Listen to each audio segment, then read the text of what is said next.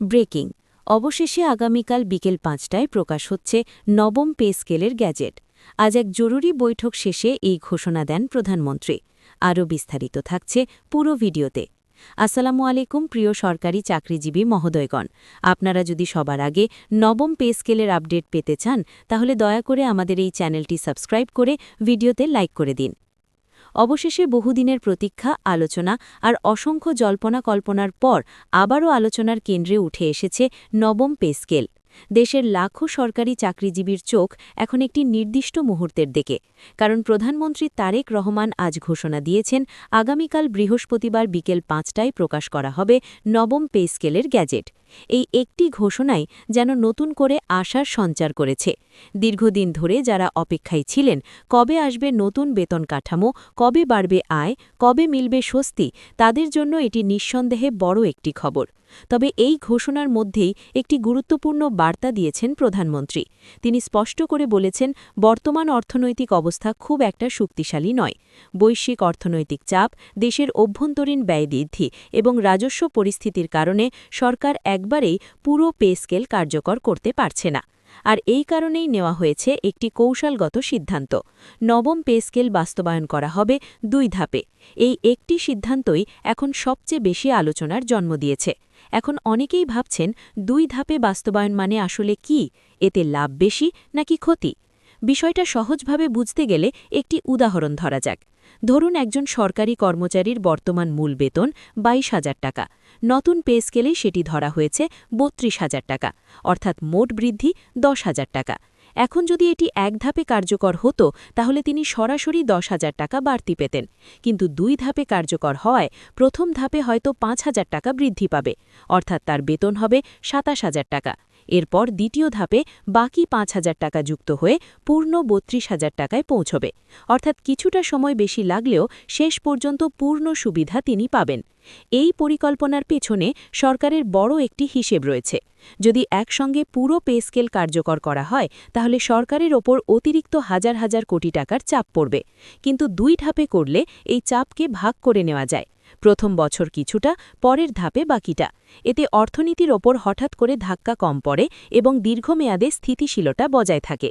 তবে নবম pay scale মানেই শুধু বেতন বৃদ্ধি নয়, এর সঙ্গে জড়িয়ে আছে আরও অনেক গুরুত্বপূর্ণ বিষয় যা পুরো বিষয়টিকে অনেক বেশি আকর্ষণীয় করে তোলে।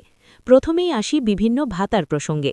বাড়ি ভাড়া ভাতা, চিকিৎসা ভাতা, যাতায়াত ভাতা, এই সবগুলোই নতুন স্কেলের সঙ্গে সামঞ্জস্য রেখে বাড়তে পারে। ফলে শুধুমাত্র মূল বেতন নয়, একজন কর্মচারীর মোট মাসিক আয় অনেকটাই বেড়ে যেতে পারে। ধরুন আগে একজন কর্মচারীর মূল বেতন ছিল ২২,০০০ টাকা এবং ভাতা মিলিয়ে মোট আয় ছিল প্রায় ৩০,০০০ টাকা। নতুন স্কেলে যদি মূল বেতন ২৭,০০০ টাকায় উঠে যায় এবং ভাতাগুলো সমন্বয় করে আরও ৬,০০০-৭,০০০ টাকা যোগ হয়, তাহলে তার মোট আয় দাঁড়াতে পারে ৩৩,০০০ থেকে ৩৫,০০০ টাকার মধ্যে। অর্থাৎ বাস্তবে তিনি শুধু ৫,০০০ টাকা নয়, প্রায় ৭,০০০ টাকা পর্যন্ত বাড়তি সুবিধা পেতে পারেন। এরপর আসে ইনক্রিমেন্টের বিষয়টি। নতুন পে স্কেল চালু হলে ইনক্রিমেন্টও নতুন বেতনের ওপর ভিত্তি করে হিসেব করা হবে। ফলে প্রতি বছর যে বার্ষিক বেতন বৃদ্ধি হয় সেটিও আগের তুলনায় বেশি হবে। অর্থাৎ এখন যে ইনক্রিমেন্ট ১,০০০ টাকা ছিল সেটি নতুন স্কেলে গিয়ে ১৫০০ বা ২,০০০ টাকাও হতে পারে, যা দীর্ঘমেয়াদে বিশাল প্রভাব ফেলে। পেনশনভোগীদের ক্ষেত্রেও এই পে স্কেল অত্যন্ত গুরুত্বপূর্ণ, কারণ পেনশন সাধারণত শেষ প্রাপ্ত বেতনের ওপর নির্ভর করে নির্ধারিত হয়। ফলে নতুন স্কেল কার্যকর হলে অবসরপ্রাপ্তদের পেনশনও বাড়তে পারে।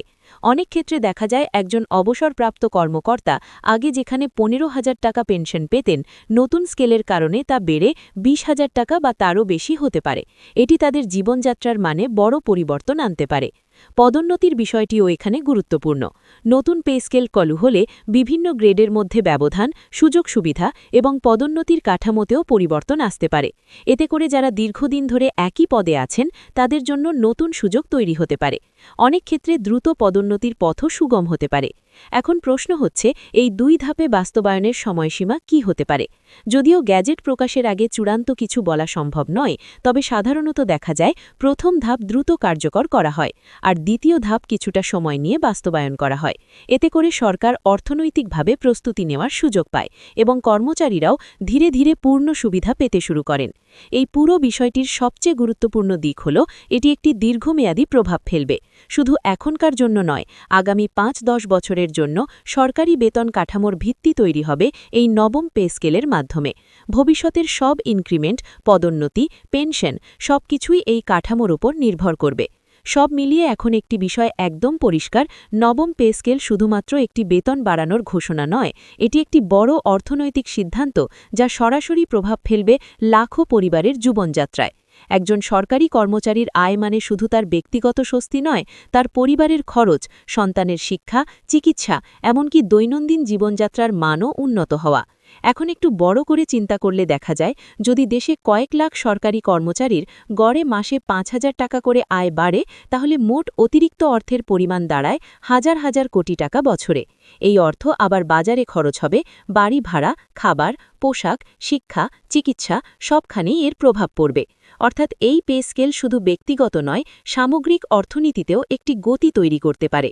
আরেকটি গুরুত্বপূর্ণ দিক হল, বেতন কাঠামো ঠিক হওয়া মানে চাকরির প্রতি আগ্রহ বেড়ে যাওয়া। অনেক মেধাবী তরুণ-তরুণী সরকারি চাকরির দিকে আরও বেশি আকৃষ্ট হবে, কারণ তারা দেখবে এখানে শুধু চাকরি নয়, একটি সুরক্ষিত ভবিষ্যৎ, নিয়মিত ইনক্রিমেন্ট, নিশ্চিত পেনশন এবং পদোন্নতির সুযোগ রয়েছে। তবে এখানে একটি বাস্তব প্রশ্ন থেকে যায়, দ্বিতীয় ধাপটি কবে কার্যকর হবে? কারণ প্রথম ধাপে আংশিক সুবিধা পেলেও সবাই চায় দ্রুত পূর্ণ সুবিধা পেতে। অনেকেই আশা করছেন, অর্থনৈতিক পরিস্থিতি কিছুটা উন্নত হলেই সরকার দ্বিতীয় ধাপ বাস্তবায়নের ঘোষণা দেবে, আর সেটাই হবে এই পুরো পে স্কেলের সবচেয়ে গুরুত্বপূর্ণ টার্নিং পয়েন্ট। এই মুহূর্তে সরকারি চাকরিজীবীদের মধ্যে এক ধরনের মিশ্র অনুভূতি কাজ করছে।